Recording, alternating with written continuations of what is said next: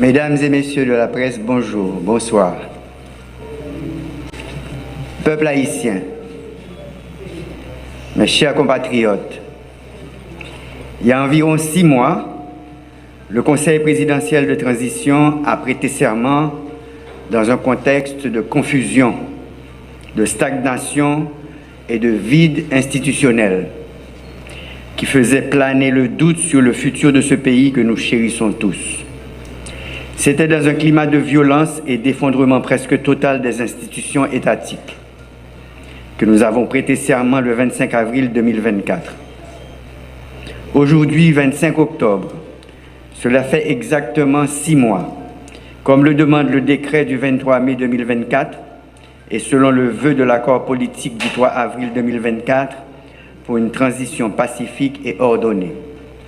Me voici devant vous, entouré de mes collègues du Conseil présidentiel de transition, pour faire l'exposé général de la situation du pays en rapport avec les grands chantiers de la transition depuis que nous avons été installés dans les plus hautes fonctions de l'État.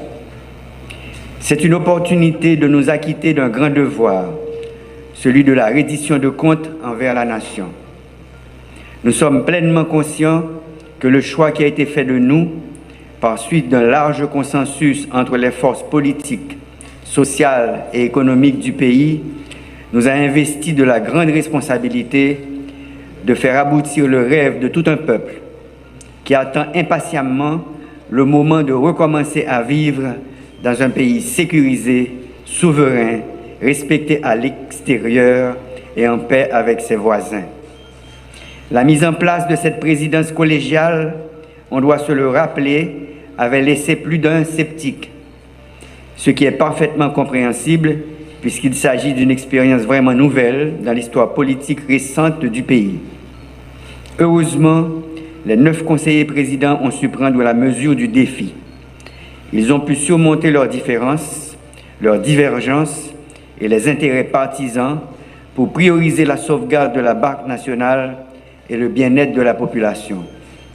Nous nous sommes mis au travail rapidement, avec pour cadre de référence les lois de la République et les 5 grands chantiers retenus pour la période de transition. Nous avons rencontré des obstacles, mais nous avons aussi franchi des étapes avec une volonté politique affirmée de jeter les bases sûres pour un retour à l'ordonnancement démocratique et constitutionnel. Nous avons pu agir, bien entendu avec des résultats différents, sur les 5 grands chantiers de la transition. En présentant ce bilan, nous sommes loin de nous donner un satisfait puisque le fossé entre la réalité et les espérances légitimes de la population est loin d'être comblé.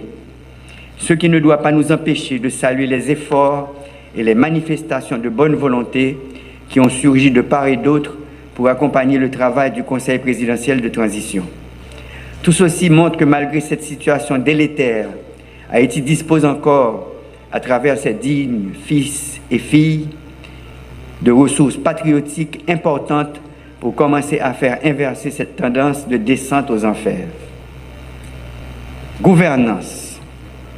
Garant de la bonne marche de toutes les institutions du pays, une fois investi, le Conseil présidentiel de transition a mené des consultations pour la désignation de l'équipe gouvernementale chargée de l'accompagner dans la mise en œuvre de cette fragile et délicate transition. Les 9 conseillers présidents avaient volontairement renoncé à choisir un Premier ministre provenant des familles politiques qui les ont désignés. L'accent a été plutôt mis sur des critères de compétence, d'honnêteté et de capacité à mobiliser toutes les ressources nécessaires pour affronter les défis qui s'imposent pendant cette période de transition.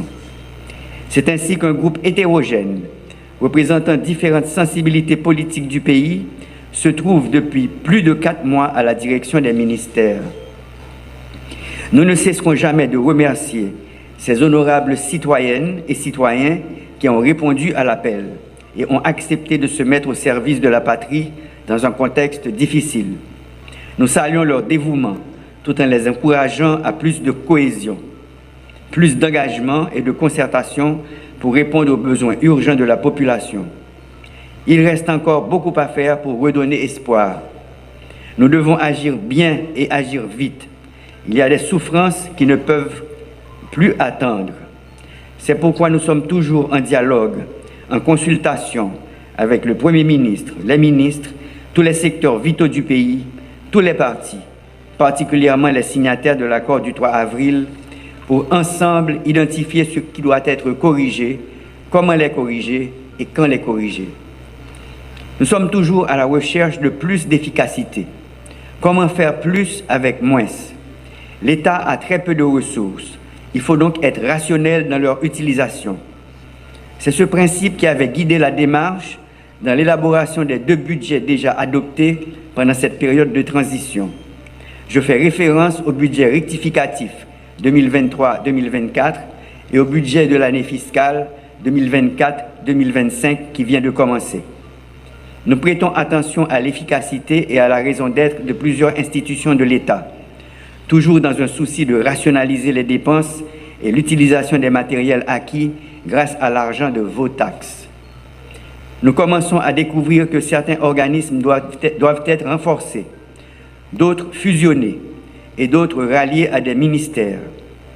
C'est ainsi que la décision a été prise de supprimer désormais le Centre national des équipements qui était rattaché au ministère des Travaux publics, Transports et Communications et de transférer ces matériels et équipements aux Forces armées d'Haïti.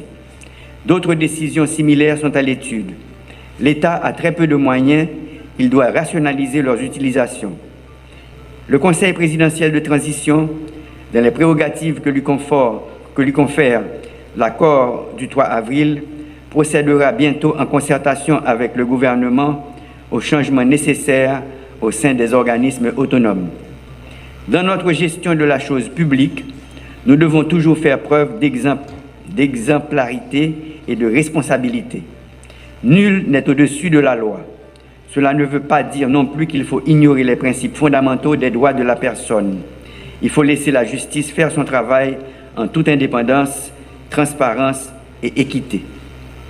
Sécurité. Le rétablissement de la sécurité fait partie des principaux chantiers de cette transition. Et d'ailleurs, c'est là que la population attend de nous des résultats probants. En ce sens, nous saluons le courage et la bravoure de nos vaillants policiers et des valeureux soldats des Forces armées d'Haïti, même si nous sommes encore loin, vraiment loin des objectifs en matière de sécurité. Ils ont fait de leur mieux pour traquer ceux qui terrorisent des populations innocentes dans divers points du territoire. C'est ainsi que plusieurs bandits ont été arrêtés et d'autres neutralisés. Bien entendu, cela n'a pas été et ne doit pas être notre objectif. Un pays ne prend jamais plaisir à verser le sang de ses fils. Cependant, l'État ne peut pas et ne doit pas abandonner la population à la cruauté et à la violence d'un groupe qui la terrorise avec des objectifs jusqu'ici inavoués. Ceux qui sèment la terreur, aussi bien que leurs soutiens et leurs complices, doivent s'attendre un jour à l'autre à recevoir la réponse proportionnée de la part des forces de l'ordre. Nous avons continué à avancer sous terrorisme, sous décision qui prennent dans l'État. Dans le moment où nous avons parlé, nous ne sommes pas satisfaits. La police doit avoir un bon résultat. Il faut que nous suspendions courir qui était caillou. C'est pour citoyennes et citoyens tourner circuler dans le pays sans problème. Pour nous arriver dans le résultat nous besoin, il faut que personne dans l'État pas chercher politiser force police là. Comme police là doit travailler en principe avec professionnalisme. Nous travaillons pour force l'ordre renforcer plus. C'est comme ça que m'a informé le pays. Moi fait que soit écrit secrétaire général des Nations Unies pour demander au Conseil de sécurité à changer mission appui à la sécurité la mission maintien la paix. C'est une façon pour force l'audio qui joindre plus bon support pour côté amis nous dans la communauté internationale. État d'urgence qui était déclaré jour qui était 8 mai, il est toujours kembe. Si situation a demandé pour les renforcer, nous pas hésiter à faire ça. Nous travaillons tout pour mettre camper Conseil national de sécurité Jean 3 avril l'a demandé ça. Pour ça qui concerne l'armée d'Haïti, c'est un gros pilier dans le système de sécurité pays. Soldats l'armée coup de main dans quoi paix sécurité qui jodi a c'est plus gros malheur pays. Mais l'armée a besoin pour le grandir toujours. Comme ça conseil présidentiel là, t'es arrivé mettre un autre général dans tête l'armée. nous avons tout profité de faire un passé dans l'état-major. Corps pour renforcer plus. Objectif là, c'est pendant la période de transition, permettre un total de 2500 jeunes, filles et jeunes garçons, viennent ajouter sur l'effectif de la MESA. Ça m'a demandé pour nous faire dépenses dans l'infrastructure, tant que caserne, tant que centre de formation. Pendant ce jour, le Conseil présidentiel travaille sur toute nécessité qui vient là. Mais tout, il faut que les gens qui sont dans la MEA connaissent, ils ne peuvent pas tourner faire de temps en temps. La MEA, c'est une institution qui est là pour défendre ce territoire. C'est une grosse honte pour tout corps, une grosse déception pour le pays qui a espoir dans le ça. Les politiciens veulent faire tourner une âme pour satisfaire l'ambition par eux. Justice. Compatriotes, pendant le mois qui sont passés là, le Conseil présidentiel travaille en pile sur le dossier pouvoir judiciaire. Le pays nous rêve à pas faire sans une justice jam. Si nous voulons qu'il y ait violence, il faut que la justice la renforce. Il faut que le tribunal fonctionne. Il faut que le juge fait travail avec conscience. Sans passe pour qui. Le Conseil présidentiel, là, depuis qu'il est installé, il prend une décision pour que la justice l'arrêter indépendant. Pendant le mois qui sont passés là, pas de juge ni officier judiciaire qui a dit qu'il recevoir pression et menace de côté pouvoir. Nous voulons pour ça continuer, nous avons en pile pour ça. Avec recommandation Conseil pouvoir judiciaire, Conseil présidentiel là pour la commission pour 84 magistrats pour divers tribunaux dans le pays. Gagner, c'est mandat qui renouvelé. Et l'autre, c'est promotion yo joindre. Faut que moi dis nous, ça fait après vérification, après vetting. Tous ces juges qui étaient dans le passé sans problème étape certification yo. Nous félicitons pendant n'a demandé yo kembe dignité caractère yo, continuer travail sans faire passe pour qui. Justice là doit indépendant. Mais tout, faut que tout citoyen qui a besoin de justice là, qu'a joindre justice sans casser tête. Ça aurait l'accès à la justice là, c'est un droit grandette majeur tout le monde gagne. Il n'est pas possible pour moun passer en pile l'année en prison sans lui pas une chance de passer devant un juge. Il n'est pas possible pour un moun obligé de quitter zone la Kaili, dépenser en pile l'argent juste pour arriver côté un juge. C'est pour ça que le Conseil présidentiel de transition a pris une grosse décision d'ouvrir 5 nouveaux tribunaux dans l'arrondissement qui n'a pas de gagner. Je vais citer le tribunal première instance dans l'Imbé, tribunal première instance dans Ville-Wanamet, tribunal première instance dans Jean Rabel, tribunal première instance dans Beladé. Citoyens sous île Lagonave, pas besoin de Jean Bélamé pour venir régler les affaires de justice. Ville en Sagalais, il y a un tribunal première instance Palitou. Je vais annoncer nous. Jean ça prévoit dans l'accord 3 avril là, Conseil présidentiel là a temps mis sous pied commission qui pour organiser réforme système pénal pays. Haïti c'est côté système pénal là a fonctionné avec loi qui plus ancien. Monde là évolué. Société a évolué. Faut que justice là évolue tout. Nous remercions les citoyens qui acceptent de participer dans la commission qui a une responsabilité pour faire l'état de recommandation pour justice là améliorer. Nous avons choisi, c'est les gens qui ont un pile compétences. Ils ont un temps à travailler sur un pile projet de décret. Avant longtemps, le conseil municipal pour pencher sur le projet de décret. Ça fait presque un mois depuis nous prenons arrêté pour mettre campé commission vérité, justice et réparation. C'est cette monde qui fait réputation dans la défense de droits monde. Ils ont une responsabilité pour aider faire lumière sur un pile massacre, assassinat, kidnapping, avec l'autre actes malhonnêtes et criminels, moun sans foi ni loi yo fait. Faut que lumière faite pour justice kabaye. C'est un élément important pour la paix et la réconciliation qu'a fait de tous côtés dans le pays. Élection. Transition doit réussir. Vle pas vle, faut que 7 février 2026, Jean ça prévoit dans l'accord politique 3 avril là, avec Jean décret 23 mai 2024 la mandel. Il y a un président qui sorti, mais il y a une présidente qui sorti dans l'élection doit prendre place dans tête pays. Pouvoir législatif là doit recommencer à fonctionner. Commune nous section communale c'est monde qui sorti dans l'élection qui pour en tête yo. Ça mandé pour disposition prend pour élection réalisée pendant l'année 2025 là. Comme ça, semaine qui s'est passée nous avons installé membre conseil électoral provisoire. Kep l'arrivée campé. C'est un gros bagage. N'a travail pour les fins compléter, mais ça pas qu'à empêcher 7 personnes qui là commencer le travail. Pas de perdre du temps. Ils doivent commencer le travail pressé pour mettre les machines électorales à camper. Le gouvernement travaille pour que l'arrivée joue un moyen pour lui fonctionner. Nous avons souhaité que dans un temps qui pas en pile, Kepler voie par le Conseil ministériel un projet de décret électoral. Dans le Conseil présidentiel de transition, nous travaillons tout pour lancer la conférence nationale là, pendant le comité pilotage là, avancer avec la réforme de la Constitution. Transparence. Pendant que nous avons concentré sur mettre Kepler à camper, nous avons avancé avec quelques autres institutions qui prévoient dans le décret 23 mai et l'accord 3 avril. Là. Ça va prendre un pile temps pour mettre camper organes qui pour contrôler l'action du gouvernement, que relais au CAG. Nous avons des démarches pour choisir les gens qui pour entrer dans l'institution ça, qui a une importance li dans GFO n'a fait pour l'État central là travaille chaque jour plus dans la transparence. Causer transparence là c'est une priorité pour le Conseil présidentiel de transition. Il y a une institution qui a une grosse responsabilité pour contrôler comment l'argent de l'État a dépensé, c'est la Cour des comptes.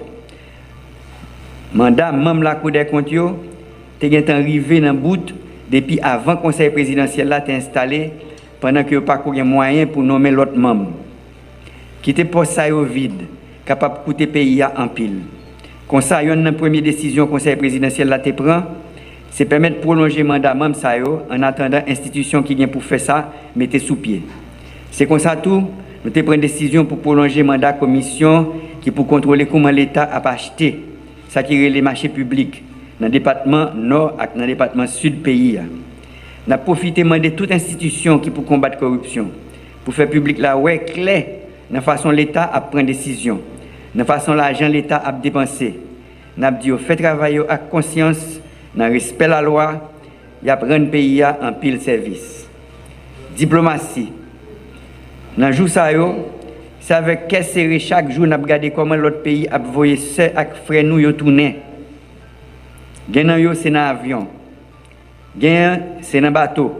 En pile c'est sous frontière. Ça va faire l'honneur nation pour nous. Pendant le jour qui se passe nous évaluer toute institution qui est dans l'état avec la société civile là qui façon pour ceux avec frère nous yo joindre un plus bon accueil les autorités de l'autre pays mènent retourner. Qui gens pour haïtien qui a voyé tourner yo qui joindre plus bon encadrement les arriver sous terre ça qui la caille. Pas oublier nous avons pile compatriotes qui travaillent dans l'autre pays. Souhait travail yo permettre en pile monde vivre, en pile petit monde aller à l'école ici. Yo besoin de protection dans le pays côté yo trouvé yo. Pour ça faut que diplomates nous yo plus bien formés, plus vigilants. Diplomatie nous a besoin d'un bon passé main. N'a travaillé sur un gros plan modernisation diplomatie nous. Mais ça va pas fait ni dans bouillie vidé ni dans tête chaud. Ouverture des classes. Entre l'école l'arrivée faite. Nous tous connaissons dans quelles conditions qui difficiles. N'importe l'école qui pas arriver l'ouvrir. Il y a côté violence et insécurité pas permettre l'école fonctionner. C'est un gros tête chargé pour le conseil présidentiel là.